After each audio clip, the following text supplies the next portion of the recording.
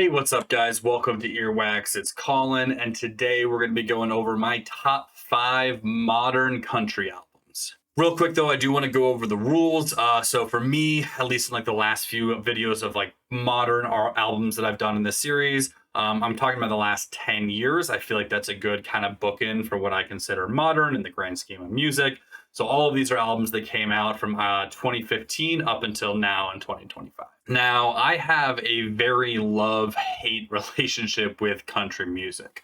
Growing up, I could not stand it. A lot of the country music that I was hearing at that time, I still don't actually really like. A lot of just like stadium country and pop country. And like my grandmother got me into Johnny Cash, and I'd heard a couple other like more old school country songs here and there that I didn't absolutely hate. But it wasn't until I was a little bit older and really started diving into some of the really good classic country bands that I now absolutely love. Bands like Commander Cody and his Lost Planet Airmen, the Flying Burrito Brothers, and then, of course, all of the Highwaymen, Merle Haggard, you've got Hank Williams Jr., John Denver. So, like, I started getting more into some of that, like, classic, more kind of like outlaw tinge stuff or like folk country stuff.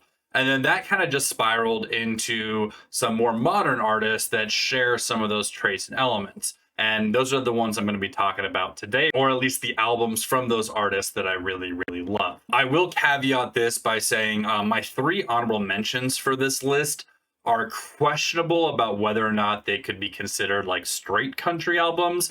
All of these albums do have elements of other styles of music, and I think that's what makes a great modern country album, is they do pull a lot of influence from other similar sounds, such as like folk or southern rock or bluegrass. But for the most part, at least with my top 5, I do feel like they are, undeniably considered country albums. But with my 3 honorable mentions, that could be a little bit questionable, which is part of the reason that they're just honorable mentions. But before we get into those, if you could please like, comment, subscribe, all that stuff helps out my channel a ton. Comment down below if there's any albums that you think I missed, what your top 5 were, and any albums that you think I should check out as well. So my first honorable mention is going to be Sturgill Simpson's The Ballad of Dude and Juanita. This was his last full-length album under the moniker Sturgill Simpson before he switched to Johnny Blue Skies, which all the material he's released as Johnny Blue Skies has been phenomenal as well. Would have easily probably made this list had I expanded it, but there's something really special to me about The Ballad of Dude and Juanita. It's not his best album by any means, but I love the story behind it. I love the theme and the concept. I love just like how weird and wacky he gets with it at certain parts. And it's a really fun kind of like mix of bluegrass, old style country, a little bit of like gunslinger ballad, a little bit of just random like southern sounds, and it's a good just like straight up western album, and worth checking out if you are a fan of his at all. After that is going to be Among the Ghosts by Lucero. Now, Lucero is a band that has like flirted with country a lot over their career. They're more like folk punk, like country punk, but they do have some alt country influence for sure.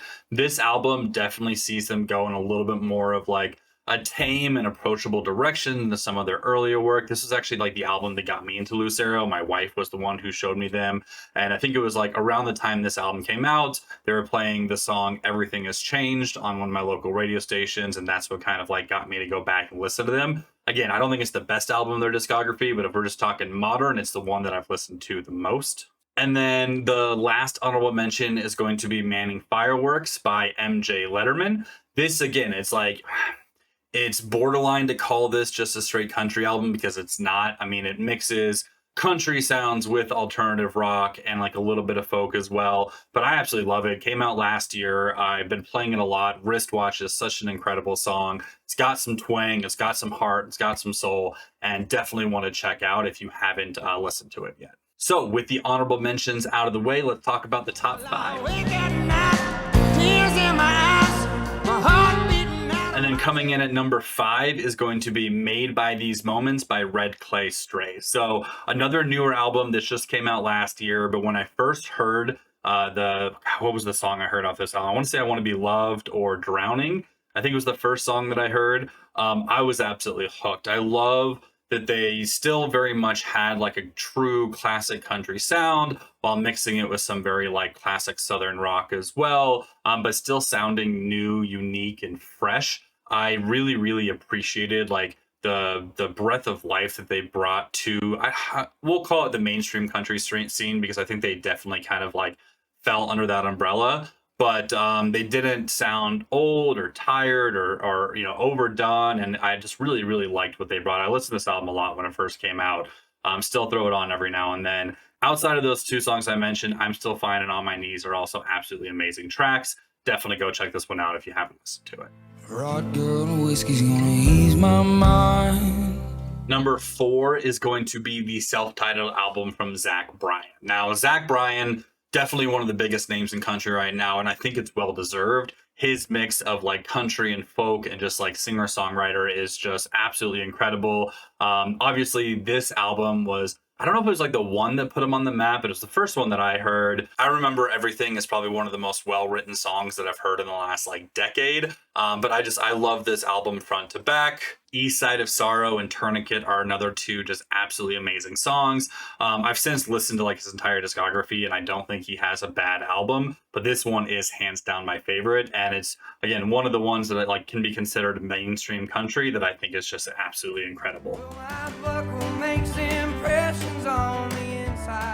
Number 3 is going to be Purgatory by Tyler Childers.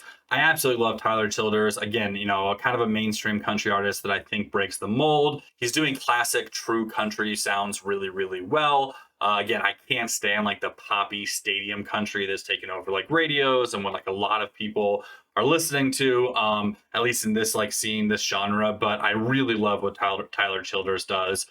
His mix again of like classic country sounds, a little bit of outlaw, a little bit of alt country, some bluegrass folk, like it works super, super well. You've got like the big song Feathered Indians off this. We also have Tattoos, Born Again, White House Road. Like, it's just front to back full of bangers. Another artist where I don't think he has anything bad in his discography. And yeah, absolutely love this album. He's got a new album coming out at the end of this month that I'm going to be doing a review on. Super excited for that. But in the meantime, I'll just have to listen to all the rest of his amazing music. Roses are falling. Number 2 is going to be Pony by Orville Peck. Now, I did go back and forth a little bit on whether or not I wanted to do Pony or Bronco, because they're both absolutely incredible albums and they like are held in roughly the same regard in my mind. I went with Pony specifically because it's what got me into Orville Peck. It was the first album I heard of his. I don't even necessarily remember like how I first heard about him. I think it was like a music video for Dead of Night or Queen of the Rodeo or something like that. But absolutely hooked. I love his baritone voice. I love his aesthetic. I love his swagger, his style. I love that he's, breaking stereotypes in the country music scene. Unfortunately, I do think his last album of Stampede didn't quite live up to the hype as it should have, especially like coming off of just 2 absolutely incredible albums. I think they did take a step back a little bit. But I mean, this album and Bronco both are just absolutely incredible. Outside of the 2 songs I mentioned, Winds Change, Turn to Hate, like just this album is so good. He really does that just like power ballad country, like sad cowboy song so well. And his lyrical content's got something to say, which is a lot more than like most country artists nowadays. And my all-time favorite modern country album is going to be Sturgill Simpson's A Sailor Guide to Earth.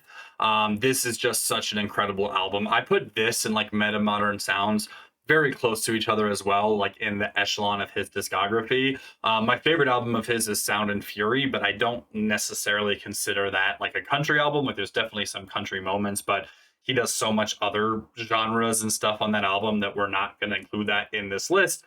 But this sure as hell is a country album, and it's damn good. I mean, you've got his cover of In Bloom, which is just gorgeous and probably like one of the only appropriate ways to really cover Nirvana well. But the original tracks that make up the majority of this album are absolutely incredible. Oh Sarah, Call to Arms, Breaker's Roar, like it's just so good. I don't think anyone does like modern alt country, outlaw country better than Sturgill. I think his voice is incredible. His songwriting ability is unmatched. And this album is such a journey for only being like 38 minutes and 9 songs.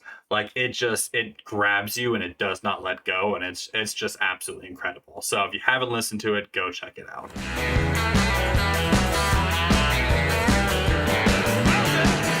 All right, guys, so that's going to be it. That's my top 5 list of modern country albums. Let me know what yours are down in the comment. Thanks so much for watching. And as always, I will talk to y'all later. Peace.